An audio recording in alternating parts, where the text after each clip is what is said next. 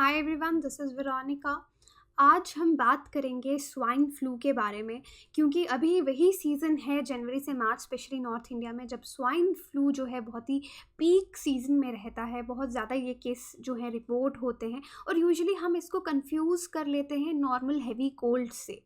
लेकिन swine flu के ख़तरनाक इफ़ेक्ट्स हो सकते हैं। इसी के बारे में आज हम डिटेल में बात करेंगे। मेरी वीडियो अपडेट्स के लिए आप मुझे फॉलो कर सकते हैं इंस्टाग्राम एंड फेसबुक पे। जो PDF है इस लेक्चर का वो आपको हमारी साइट पे मिल जाएगा।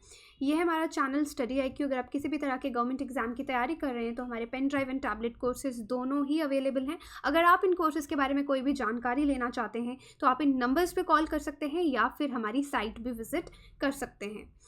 अब देखिए, एग्ज़ाम के हिसाब से इसका क्या रेलेवेंस है ऑब्जेक्टिव लेवल पे। स्वाइन फ्लू क्या वायरस क्या है, क्या सिम्टम्स हैं, क्या प्रिवेंटिव मेजर्स हैं, ये आपको पता होना चाहिए। सब्जेक्टिव लेवल पे भी इस चीज़ को अच्छे से लिखना और वायरस के बारे में नॉलेज होना आपके लिए बहुत इम्पॉर्टेंट है।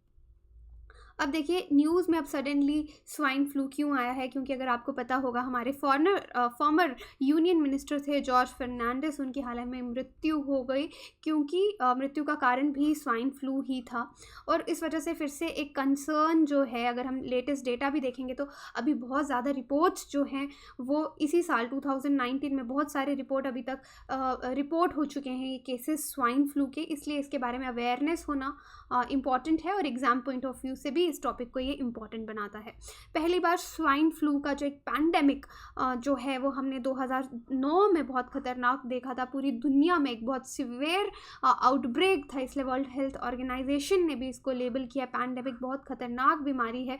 और पहले तो जैसे इसको स्वाइन का मतलब होता है पिग।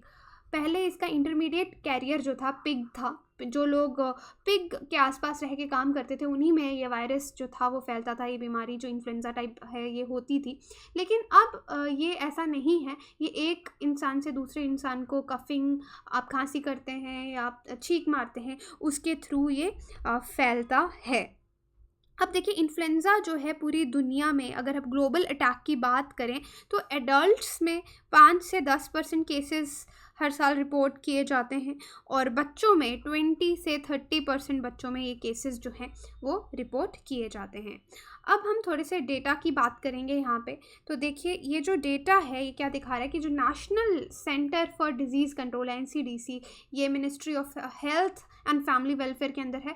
और अभी 4571 केसेस जो हैं स्वाइन फ्लू के और 169 डेथ्स जो हैं वो 27 जनवरी तक देश में रिपोर्ट किए गए हैं। ये आप देख सकते हैं कि बहुत ही बड़ा नंबर है ये इन केसेस का जो रिपोर्ट किए गए हैं। अब गुजरात वर्स्ट इफेक्टेड है, उसके बाद राजस्थान भी, पंजाब, दिल्ली में ये केसेस जो हैं रिपोर्ट किए जा रहे हैं। और सदर्न स्टेट्स में भी काफ़ी हायर नंबर लास्ट ईयर जो इसके थे वो हमें देखे गए थे। यहाँ पे मैं कुछ डेटा बताने का कोशिश यहाँ पे इसलिए कर रही हूँ कि आपको पता चले कि हम इसको बहुत लाइटली लेते हैं लेकिन बहुत सारे केसेस रिपोर्ट होते हैं। यहाँ पे मैं 4 सालों की बात करूँगी, 2018, 2017, 16 और यहाँ पे 2015 की। देखिए, 2018 में अराउंड 14,992 केसेस जो हैं स्वाइन फ्लू के वो रिपोर्ट हुए। 17 में ये और भी ज़्यादा थे, 38,811 थे। लेकिन 16 में ये फिर से कम थे, 1786 केसेस थे सिर्फ। और 15 में ये सबसे ज़्यादा केसेस रिपोर्ट किए गए थे, 42,592 केसेस। तो आप देख सकते हैं कि कितने ज़्यादा केसेस हर साल स्वाइन फ्लू के रिपोर्ट किए जाते हैं। अगर 2018 की बात करें तो इनमें से इतने लोग थे जिनकी 1103 लोग थे जिनकी मृत्यु हो गई थी। 17 की बात करें तो 2270 लोग थे जिनकी मृत्यु हो गई थी और इसमें तो केसेस ही कम थे, तो 265 लोगों की मृत्यु हो गई थी। और 2015 में अराउंड 3000 लोगों की मृत्यु जो है स्वाइन फ्लू के कारण हो गई थी। तो ये डेटा आपको दिखाता है कि कितने केसेस रिपोर्ट होते हैं और ये इस वजह से मौत भी हो सकती है अगर हम इसको लाइटली लेंगे। थोड़ा सा इस वायरस के बारे में देखते हैं। देखिए, स्वाइन इन्फ्लुएंजा वायरस जो है, स्वाइन ओरिजिन है, यानी पिग से इसका ओरिजिन जो है वो होता है। ये कैरियर है पिग बेसिकली। इस वायरस का ओरिजिन होना इज़ अ डिफरेंट थिंग, लेकिन इसका कैरियर पहले पिग था। इन्फ्लुएंजा और पिग्स में ही ये बीमारी पहले होती थी और फिर जो लोग पिग्स जो हैं उनके आसपास काम करते थे उनको ये कॉन्ट्रैक्ट होती थी, लेकिन आज ऐसा नहीं है। बेसिकली ऑर्थोमिक्सो वायरस है। इसके बारे में यही जान लीजिए, इसमें 2 तरह के ग्लाइकोप्रोटीन्स हैं, हीमाग्लूटिन और न्यूरामिनिडेज। अब इनके बारे में डिटेल में जानने की आपको ज़्यादा ज़रूरत नहीं है, बल्कि ये जो ग्लाइकोप्रोटीन्स हैं यही इसको मदद करते हैं हमारे सेल्स को इन्फेक्ट करने में, राइट। और H1N1 जो है ये एक सब टाइप है वायरस का, ओके। अब इसके आगे देखिए, जो यहाँ पे स्ट्रेन्स होते हैं H1N1 वायरस के, वो कुछ जो सिर्फ ह्यूमंस में बीमारी कॉज करते हैं, उनमें कुछ फ्रैक्शन हैं जो इन्फ्लुएंजा लाइक इलनेस जो है वो करते हैं लोगों में। और जो बर्ड्स में जब इस तरह का कोई वायरस सब टाइप होता है उसको हम एवियन इन्फ्लुएंजा बोलते हैं। पिग्स में अगर एंडेमिक होगा तो उसको स्वाइन इन्फ्लुएंजा बोला जाएगा। और इसके जो सिम्टम्स होते हैं यूजुअली इसमें आपको कोल्ड हो जाएगा, रनी नोज़ होगा, फीवर होगा, लेकिन हम उसको कंफ्यूज कर देते हैं नॉर्मल इन्फ्लुएंजा से और डॉक्टर को अच्छे से नहीं दिखाते, बल्कि ये चीज़ हमको नहीं करनी चाहिए। अब रिस्क फैक्टर्स में देखिए, स्वाइन फ्लू जो है ये ट्रांसमिट हो सकता है एक इंसान से दूसरे इंसान को। अगर कोई स्नीज़ कर रहा है, छींक मार रहा है, खांसी कर रहा है, या हम किसी क्राउडेड प्लेस में हैं वहाँ पे अगर किसी ने छींक मारी है, उसके ड्रॉपलेट्स कहीं पे पड़े हैं पब्लिक प्लेस में, अगर आप उनके टच में आते हैं तो आपको ये वायरस से इन्फेक्शन हो सकती है। तो देखिए इसमें मेन चीज़ क्या होती है कि रिस्क फैक्टर्स बहुत ज़्यादा रहते हैं। रिस्क फैक्टर्स रहने का मतलब है कि कुछ लोग हैं जिनको ज़्यादा रिस्क रहता है स्वाइन फ्लू होने का। जैसे कि अगर किसी को पहले से कोई रेस्पिरेटरी डिजीज़ है, जैसे निमोनिया का मैंने डिटेल में एक लेक्चर में डिस्कस किया था कि इसका रीज़न क्या होता है। अगर किसी को पहले से निमोनिया है तो उसको स्वाइन फ्लू से इन्फेक्शन सीरियस होने का ज़्यादा रिस्क रहता है। उसके बाद आगे प्रेग्नेंट वुमेन, उसके बाद आगे आपके सीनियर सिटीजन्स जिनकी उम्र 65 ईयर्स से ज़्यादा है, या फिर बच्चे जिनकी उम्र 2 साल से कम है, तो वो ज़्यादा रिस्क ग्रुप उनका हायर है, उनको ज़्यादा डर है इन्फेक्शन होने का और इन्फेक्शन सीरियस हो जाने का, राइट। ये सब ऑब्जर्वेशन, ये रिस्क ग्रुप्स कैसे ऑब्जर्व किए गए हैं, सिर्फ ऑब्जर्वेशन पे, हर साल जो डेटा आता है उसको एनालाइज करके।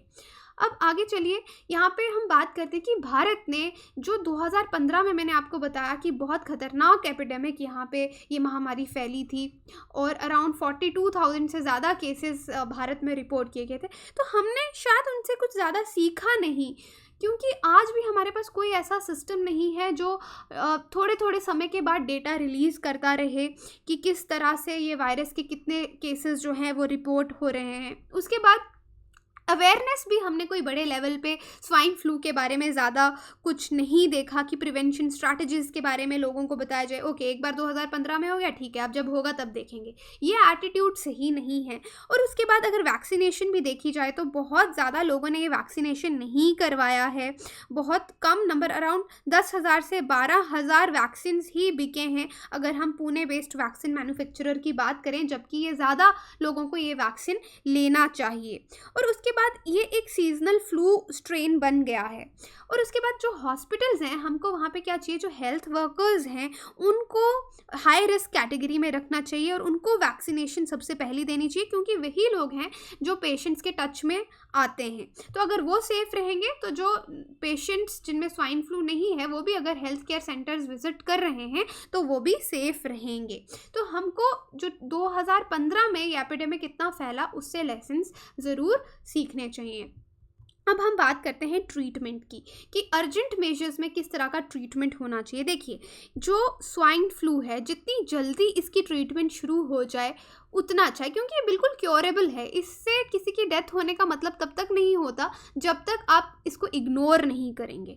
तो अगर कोई टेस्ट पॉजिटिव आता है स्वाइन फ्लू का तो एकदम से उसका जो ट्रीटमेंट है वो शुरू हो जाना चाहिए। जैसे कि जो NICD है, आपका national institute of communicable disease, वो कहता है स्वाइन फ्लू को हम कम्प्लीटली ट्रीट कर सकते हैं अगर हम इसको अर्ली स्टेज पे डिटेक्ट कर लें। तो जैसे इसके लिए मेडिसिन दी जाती हैं, टैमी फ्लू, फ्लूवेयर, उसके बाद ज़ानामेविर, तो वो हमको पेशेंट्स को देनी चाहिए। और प्रिवेंशन का बहुत बड़ा रोल रहता है कि अगर हम प्रिवेंटिव मेजर्स लेंगे तो हमको क्योर की तरफ नहीं जाना पड़ेगा। प्रिवेंशन में आप मास्क यूज़ कीजिए, अगर आप एक पब्लिक प्लेस, जैसे आपको पता है इस टाइम पे स्वाइन फ्लू होने का जनवरी से मार्च सबसे ज़्यादा, या फिर मॉनसून के टाइम पे सबसे ज़्यादा खतरा रहता है। तो आप अगर पब्लिक प्लेसेस में जा रहे हैं तो आप सर्जिकल मास्क पहन के जाइए। अगर आप खांसी कर रहे हैं या छींक मार रहे हैं तो अपने मुंह के आगे हाथ रखिए या फिर हैंकी यूज़ करिए, और ये चीज़ ध्यान रखिए कि बाकी लोगों को भी आप ये चीज़ सिखाएं। उसके बाद जब भी बाहर से आ रहे हैं पब्लिक प्लेस से, आके अपने हाथ अच्छे से धोएं। ये कुछ चीज़ें हैं जिनको अगर आप अडॉप्ट करेंगे तो आपको फ्लू इन्फ्लुएंज़ा जो है वो ये नहीं होगा। और जितनी भी अनहाइजीनिक प्लेसेस हैं वहाँ पे जाने से वहाँ पे मत जाइए, ओके। और उसके बाद आपको बहुत ज़्यादा वार्म फ्लूइड यानी पानी बहुत ज़्यादा पीना चाहिए, क्योंकि वायरस आपका स्टमक में रहता है। अगर आप बहुत ज़्यादा फ्लूइड्स लेंगे, वार्म फ्लूइड्स रहेंगे, तो वायरस आपके स्टमक से वॉश अवे हो जाएगा, वो हट जाएगा। आपको जो सिम्टम्स हैं, फिर ये जो बीमारी है इन्फ्लुएंज़ा, ये नहीं होगी।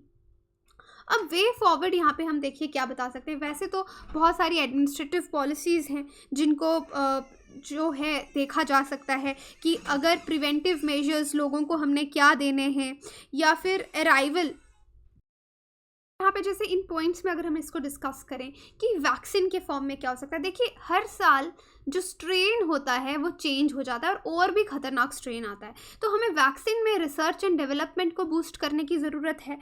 जो भी WHO की रिकमेंडेशंस हैं उस हिसाब से हमको वैक्सीन तैयार करनी चाहिए। डेटाबेस भी तैयार करना चाहिए, क्योंकि जितने केसेस हमको दिखाए जाते हैं कि स्वाइन फ्लू के हमारे देश में इतने केसेस रिपोर्ट हुए, तो आधा डेटा होता है, क्योंकि प्राइवेट हॉस्पिटल्स बहुत बार अपना डेटा जो है डिस्क्लोज़ नहीं करते, और ना ही उनके लिए मैंडेटरी है कि वो डिस्क्लोज़ करें। तो इस तरह का कोई ऑर्गेनाइजेशन या कोई कमीशन बनाना चाहिए जिसके पास सही का डेटा हो, पूरा प्राइवेट हॉस्पिटल्स और गवर्नमेंट हॉस्पिटल्स का डेटा हो। उसके बाद प्रिवेंशन के मैं आपको बहुत सारे केसेस ऑलरेडी बता चुकी। हाइजीन और सैनिटेशन जो है उसको मेंटेन करने की कोशिश कीजिए। और डायग्नोसिस में कि जो लैब फैसिलिटीज़ हैं जो डिटेक्ट कर पाएँ कि स्वाइन फ्लू हुआ है किसी को या नॉर्मल इन्फ्लुएंज़ा है, राइट, उनके बीच में डिफरेंस जो है वो पता लगा सकें। तो इस तरह की सफिशेंट लैब फैसिलिटीज़ जो हैं वो भी होनी चाहिए। हॉस्पिटलाइज्ड पॉपुलेशन के लिए भी, जो लोग हॉस्पिटलाइज्ड हैं या फिर जो नहीं भी हॉस्पिटलाइज्ड हैं उनके लिए। तो एंड में यही बोलूँगी कि गवर्नमेंट जो है उसको हर पॉसिबल चीज़ करनी चाहिए, प्रिवेंटिव भी, कि हम इस स्वाइन फ्लू को रोक सकें, और क्यूरेटिव कि अगर सपोज केसेस सामने आते हैं तो उनका क्योर और ट्रीटमेंट हमारे पास अवेलेबल हो, राइट। तो जो भी लोग ये वीडियो देख रहे हैं, इस टाइम स्वाइन फ्लू का बहुत ज़्यादा केसेस रिपोर्ट किए जा रहे हैं, अपना भी ध्यान रखें और अपनी फैमिली का भी, और आगे पीछे अपने फ्रेंड्स का भी। Thank you.